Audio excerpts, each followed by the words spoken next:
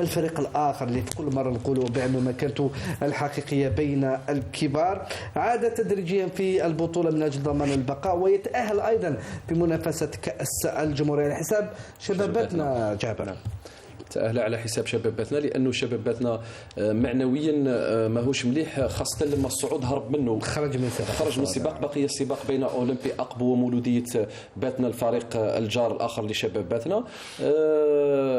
فريق اتحاد عنابة عاد بعد عودة قوادرية الرئيس السابق اللي كان مع من النادي إلى الفريق، عادت الروح نوعا ما لفريق عنابة بعودة أيضا المدرب الكناوي. تأهل أيضا هذا للفرق التي أيضا تلعب بالسقوط، تحفيز أيضا، تحفيز من الناحية المعنوية من الناحية المعنوية، لأنه عنابة يصارع من أجل البقاء.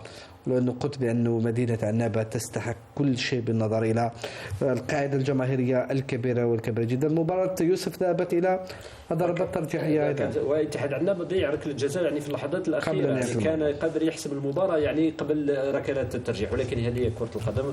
3-2 لاتحاد عنابة، فريق يعني يستحق الوصول إلى الثمن النهائي، ولما لا نلعب الأدوار الأولى، لأن مدينة عريقة كريم. تصور لو أن عنابة فريقها في أفضل مستوى بالعباس، تلمسان، جيجي، السكيكدا، بجايه مع الموبا وجي اس ام بي، يعني ان شاء الله تعود هذه الانديه الى سابق مجدها وسابق عهدها، وتخلق انها تعاود تحيي البطوله وتكون في اطار كبير ومنافسه كبيره.